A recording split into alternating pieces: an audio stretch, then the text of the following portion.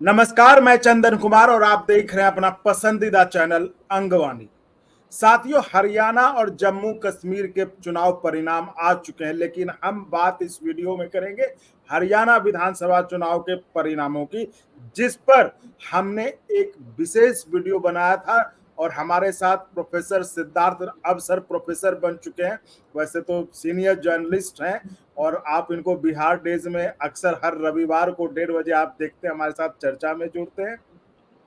तो दिल्ली के senior journalist हैं और इनकी एक संस्था है जो कि रिसर्च करती है, एकेडमिक रिसर्च, वो पब्लिक डोमेन में। तो सर, हम लोगों ने जो चर्चा की थी हरियाणा के चुनाव परिणामों के बारे में, वो बिल्कुल एग्जैक्टली सही निकला। जबकि पूरा देश और पूरी दुनिया कह रही थी कि हरियाणा में कांग्रेस जो है क्लीन स्वीप कर जाएगी, इस बार हरियाणा में बीजेपी सत्ता से बाहर हो जाएगी। तब आपने हमसे बातचीत के दौरान, जो वीडियो अभी भी पड़ा हुआ है चैनल पर, उस पर आपने बातचीत में साफ साफ कहा था कि जो पद्म व्यू, जिसका नाम राहुल गांधी ने दिया था, चक्रव्यूह का नाम पद्म व्यू, क्या ये इस पद्म व्यू को भेद पाएंगे या फिर कहीं उसी पद्म व्यू में फंस तो नहीं जाएंगे राहुल गांधी। तो जिसमें पूरी दुनिया ये चर्चा कर रही थी कि इस बार हरियाणा में कांग्रेस क्लीन स्वीप करेगी, उस समय अंगवानी पर बातचीत के दौरान सर आपने कहा था कि इस बार शायद मुश्किल हो जाए कांग्रेस को। तो सर, आपका फिर से स्वागत है। और चूंकि अब जब चुनाव परिणाम आ चुके हैं, सारे एग्जिट पोल गलत साबित हो चुके हैं, उसमें हम और आप सब सही साबित हुए, तो आपको बधाई। और तो आज तो बात करने का मौका बनता है। बिल्कुल चंदन जी, और मैं बस बात आप ही से कर रहा हूँ, जो जी कि आज सुबह जब मैंने ट्वीट किया कि आपके साथ जो वीडियो किया था चर्चा मैंने, हुई। जी और मैंने उसको जब आज सुबह दोबारा ट्वीट किया और मैंने कहा कि देखिए, हमने 2 अक्टूबर को ये बात कही थी। बिल्कुल। उसके बाद तमाम चैनल और ये वो लोग ने कहा कि आप आ जाइए, मैं नहीं किया, क्योंकि ये सब तो बाजारू डिस्कशंस उनके ऊपर होते हैं, पॉलिटिकल डिस्कशन। कल तक जो लोग कुछ बात करते थे वो लोग पलट के आज कुछ और बात करने लग जाते हैं, आप देखते ही हैं। आप तो खुद जी जी टीवी जी। के ये रहे हैं। लेकिन जी उस दिन आपने बहुत हिम्मत दिखाई थी मेरे उस वक्तव्य को चलाने की, जिस समय की देश में लोग बिल्कुल विपरीत बात कर रहे थे, और हम्म। और जो मैं बात कर रहा था वो बहुत अनफैशनेबल बात कर रहा था जी उसमें, जी। लेकिन आपने मेरी उस बात को चलाया। और मुझे, मतलब जब मैंने उसको आज चलाया है, तो अगर आप देखेंगे तो काफी लंबा वीडियो है, वो 30 मिनट का वीडियो था वो। जी जी जी, वो वीडियो 20 मिनट का, और उसमें आपने बिल्कुल समझाया हुआ है कि कैसे आप ये बात जी कह रहे हैं, कैसे जी आप कह रहे हैं कि किन किन लोगों को चुनावी मैदान में उतारा गया है राहुल को चक्रव्यूह में फंसाने के लिए। इवन जी उत्तर प्रदेश के सीएम योगी आदित्यनाथ हो या पीएम मोदी हो, तो हर चेहरे का जिक्र आपने, हर खिलाड़ी का जिक्र किया था आपने। तो मैं ये समझना चाहूंगा सर कि कहीं ये जो आप रिसर्च करते हैं, जो आपकी रिसर्च संस्था है, जो कि कहीं ये उस रिसर्च का तो नहीं था कि जहां तमाम पंडित गलत साबित हो वहां आप सही साबित हो गए। देखिए, एक तो हम जो रिसर्च करते हैं किसी पॉलिटिकल पार्टी के लिए नहीं करते। हम अच्छा। जो रिसर्च करते हैं, हम प्योरली एकेडमिक रिसर्च करते हैं। जी हम समझने की कोशिश करते हैं कि देश की राजनीति में क्या चल रहा है, क्या बदलाव आ रहा है, क्या सोशल चेंज हो रहा है, क्या सोशल डेवलपमेंट हो रहा है। हम इन चीज़ों को जो है सो समझने की कोशिश करते हैं। हमें कोई टीवी चैनल पे जाकर के टीआरपी बटोरने की कोई ज़रूरत नहीं है। अगर आप हमारे आर्टिकल को पढ़ेंगे, लोकसभा चुनाव के पहले हमारे आर्टिकल को पढ़ेंगे, तो उस समय भी मेरा एक आर्टिकल इन्हीं मेरे विश्लेषण से छपा था, जब मैंने कहा था कि India is gaining in strength but BJP is not losing the tough. मैंने ये बात कही थी, तो और वो बात सही भी हुई। बीजेपी, इंडिया गठबंधन तो स्ट्रेंथ में काफी गेन किया उसने, लेकिन बीजेपी ने टर्फ तो पकड़ ही लिया ना, सरकार तो बना ही लिया। तो उस समय भी फिर लोगों ने कहा कि अरे आपने कैसे कर लिया, क्या कर लिया, ये कर लिया। तो देखिए, आप, दो बातें होती हैं। जो एक आदमी एकेडमिक स्टडी जो करता है, उसके अंदर आपके अंदर बायस नहीं होना चाहिए कि मुझे कोई एक पर्टिकुलर रिजल्ट पे पहुंचना है, वो नहीं होना चाहिए। आप चीज़ों को समझिए ना, देखिए चीज़ों को, क्या कर रही है, क्या मन हो रहा है, क्या बात हो रही है। और जैसे पिछले वाले मैंने इसमें कहा था कि हम हरियाणा के बॉर्डर पे रहते हैं, हमारे यहाँ बहुत लोग हरियाणा से नौकरी करने आते हैं, जाते हैं, उनसे बात कीजिए, उनके मन में क्या चल रहा है। थोड़ी आपको जानकारी हो चीजों की तो उनको आप पोक कीजिए, बात कीजिए, वो बताएंगे। इसको परसेप्चुअल सर्वे कहते हैं। एक तो सर्वे करते हैं जो ये सर्वे एजेंसीज करते हैं, फॉर्म भर के ले गए, वो जो आदमी सवाल पूछने वाला वो साबुन का भी सर्वे कर रहा है और कैंडिडेट का भी सर्वे कर रहा है, इसके लिए। लेकिन जो परसेप्चुअल सर्वे होता है, जिसको उस सब्जेक्ट की, उस विषय की कोई जानकारी है, वो लिमिटेड लोगों से बात करे, लेकिन बात करे, इंगेज करे कन्वर्सेशन में, तो मेरे ख्याल से सही जवाब उसका मिल जाता है, जो कि मुझे भी मिलता रहा है पिछले कुछ दिनों में। तो अब मतलब ये कि जो उसके मन में, आम आदमी के मन में क्या चल रहा होता है, वो तमाम टीवी चैनल और जो राजनीतिक पंडित होते हैं उनके दिमाग से बाहर जो जमीन पर क्या चल रहा होता है, वो आप कह रहे हैं कि वो परसेप्चुअल जो सर्वे है उससे पता चलता है। सर ये एक चीज बताइए, एक जर्नलिस्ट होता है ना, जर्नलिस्ट तो इस तरह के होते हैं कि भाई कुछ हवा इधर का बह रहा है तो जर्नलिस्ट जो उल्टी दिशा ले लेता है। तो आपने ये कुछ परसेप्चुअल सर्वे टाइप का कुछ किया था या फिर आपने ऐसे हवा के विरुद्ध एक स्टैंड ले लिया था? नहीं नहीं, मैं तो देखिए, मैंने इसके बारे में आप और आपसे उस दिन तो जो बातचीत हो रही थी वो हमारे जो रेगुलर प्रोग्राम है उसके बारे में हो रही थी। फिर जब जी आपसे बातचीत हुई तो आपने कहा नहीं मैं इसको रिकॉर्ड करना चाहता हूँ, तो आपसे बात किया। जी तो जी। मैं कोई पब्लिक डोमेन में कोई पोजीशन लेने के लिए नहीं कर रहा था इन चीज़ों को। हाँ मैंने आज पब्लिक डोमेन में आपके इसको ट्वीट किया या रिट्वीट किया जी कि तो मैंने कोई ये मेरा अपना स्टडी था, मेरा अपना आकलन था, और मैं जी। आज आप लोगों को यही बताना चाहता हूँ कि कई बार हम्म, जो चीज़ की आंधी तूफान देख रहे होते हैं, वो वैसा क्यों नहीं होता है, मतलब कि जो है जी सो अवतरित क्यों नहीं होता है। तो वही हरियाणा में भी हुआ है। मैंने जो उस दिन जो बात कही थी वो हरियाणा में हुआ है। देखिए हरियाणा में हम जब लगातार चल रहे थे, जब कांग्रेस, देखिए कांग्रेस पार्टी की परेशानी क्या आप समझने की कोशिश कीजिए। जो कुछ लोग ये बात कहते हैं कि बीजेपी कांग्रेस की बी टीम बन गई, माने कांग्रेस के ही नया अवतार है बीजेपी। सही है, क्योंकि कांग्रेस एक जमाने में आजादी के आंदोलन में और अगले 50-60 साल में कांग्रेस एक होलिस्टिक लीडरशिप की पार्टी थी, एक रेनबो कॉम्बिनेशन होता था उसके लीडरशिप। ठीक है, मंडल कमीशन को लेकर के जब मंडल राजनीति जब देश में आई, कमीशन आया, क्योंकि वो एक बहुत ही क्या कहेंगे आप, बहुत डिस्टिंक्ट स्टैंड नहीं ले पाया, उसके चलते कुछ पार्टियां जो सोशलिस्ट बैकग्राउंड की पार्टियां थी, जो ओबीसी बेस्ड की पार्टियां थी, कास्ट बेस्ड की पार्टियां थी, उनका उदय होता है और कांग्रेस अपना टर्फ लूज करना शुरू कर देता है।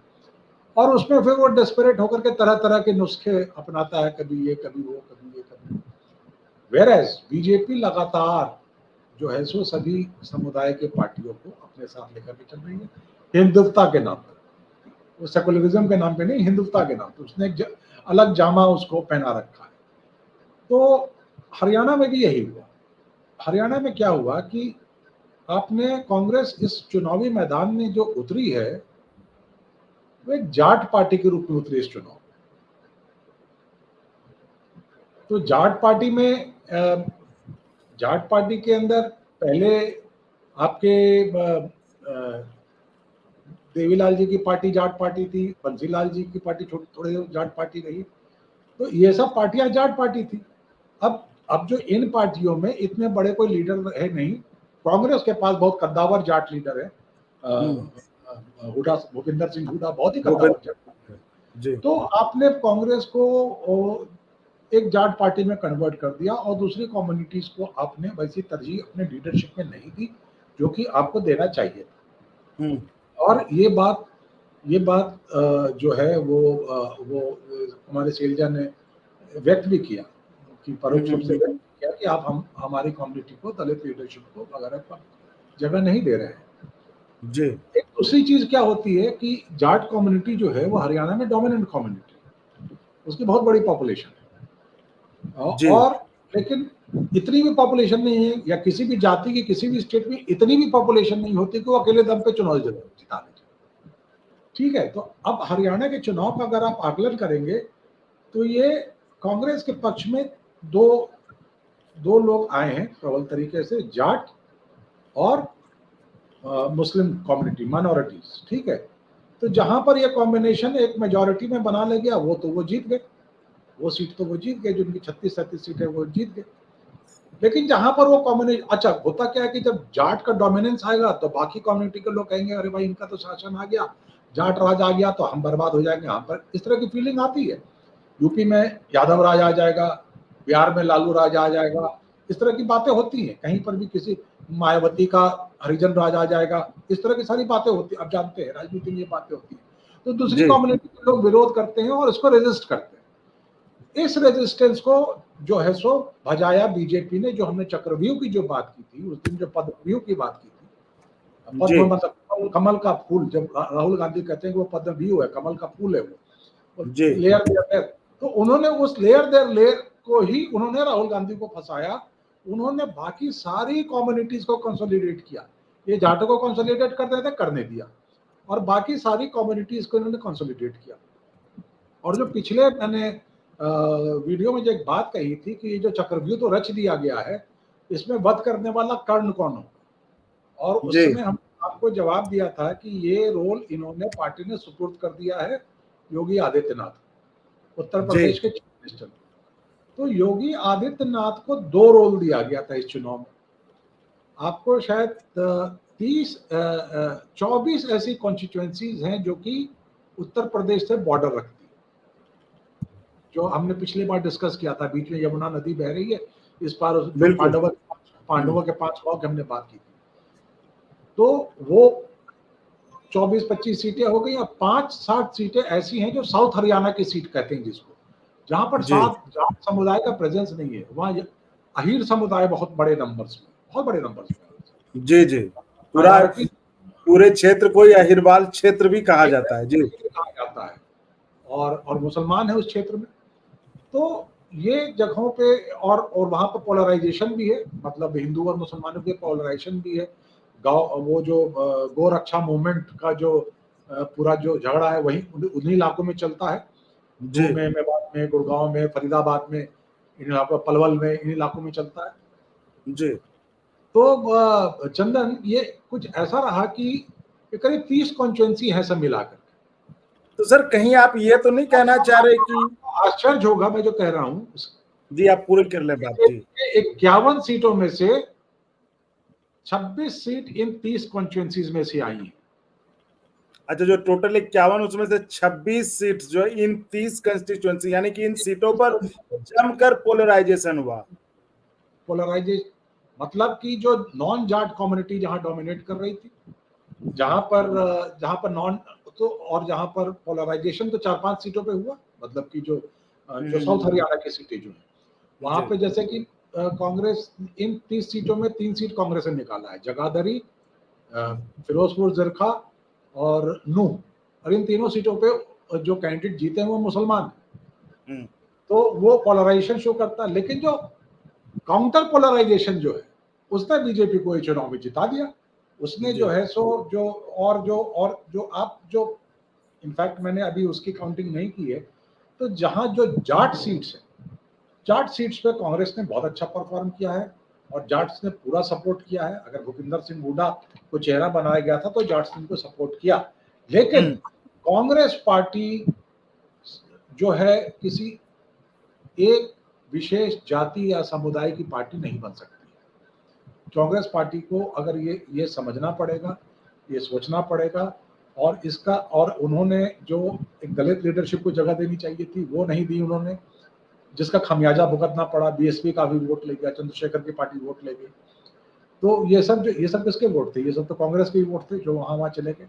जब कुमारी सैलजा को अगर प्रोमिनेंस दिया जाता चुनाव के अंदर, अगर वो जम के कैंपेन करती, कंट्रोवर्सी सामने नहीं आती, तो शायद दलित वोट भी आपको अच्छे नंबर में मिलते, तो शायद और कुछ सीटों का इजाफा हो जाता। लेकिन एक अगर जब कम्युनिटी विशेष का आप डोमिनेंस कर देते हैं तो ये समस्या आती है। देखिए, जो जाति विशेष की भी जो पार्टियां होती हैं ना, जैसे आपको मैं एग्जांपल दूं, उत्तर प्रदेश समाजवादी पार्टी, लेकिन Mulayam Singh Yadav, he was just not a political leader, he was a thinker। उनकी लीडरशिप में कौन लोग थे? उनकी लीडरशिप में थे वो जो इलाहाबाद वाले, क्या नाम था उनका, मिश्रा जी, बहुत बड़े सोशलिस्ट लीडर थे। वो थे उनके उनके जनेश्वर मिश्रा। हाँ, कौन? जनेश्वर मिश्रा जी? जनेश्वर मिश्रा, मतलब Janeshwar Mishra was seen as, मतलब कि हिज अल्टर ईगो, कि भाई जनेश्वर जी ये बात कह रहे हैं तो वही वो बात कर रहे हैं।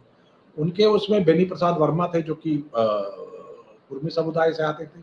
उनके पास इस तरह के कई जाति के प्रोमिनेंट फेसेस उनकी लीडरशिप में थे। तो आपको एक कम्युनिटी का बेस तो है आपके पास, लेकिन उसमें आपको वैल्यू एड भी तो करना पड़ेगा ना। जैसे मैंने कहा, किसी स्टेट में सिर्फ एक जाति के वोट पर आप नहीं जीत सकते। मायावती ने कब जीता चुनाव? मायावती ने चुनाव तब जीता, पहले तो उन्होंने डीएम का दिया, दलित मुस्लिम का दिया, और फिर बाद में उन्होंने नारा दिया कि ब्राह्मण शंख बजाएगा और हाथी समथिंग करता जाएगा, हाथी सत्ता में आएगा, ब्राह्मण शंख बजाएगा, हाथी सत्ता में आएगा। तो उन्होंने 3 कम्युनिटियों को निट किया हुई है। ये चीज में कांग्रेस हरियाणा में बिल्कुल ही इस बार डिफॉल्ट दे रही, बिल्कुल ही फॉल्ट कर। उनको इस चीज पे ध्यान देना चाहिए था कि वो एक जाति विशेष वर्ग की पार्टी होकर के ना रह जाए। और जो देखिए, आपके इंडिया अलायंस के पार्टनर्स जो आपके अखिलेश यादव हैं या तेजस्वी हैं या इस तरह अदर्स जो ओबीसी कम्युनिटी के पर्टिकुलर लीडर्स हैं, अगर वो इस लाइन पे बात करते हैं, कुछ करते हैं, तो ये बात तो जनता को ये है। लेकिन राहुल गांधी अगर केवल वो ओबीसी ओबीसी ओबीसी की बात करेंगे तो फिर बाकी कम्युनिटी तो अलग हट ही जाएगा ना उनसे। वो हरियाणा में दिखा, वो हरियाणा के चुनाव में बिल्कुल ही दिखा कि, और इसके ऊपर कांग्रेस को वर्क करना पड़ेगा कि उनको अपना रेनबो कोलिशन रीस्टैब्लिश करना पड़ेगा। उनके लीडरशिप में सब तरह के फेस होनी चाहिए।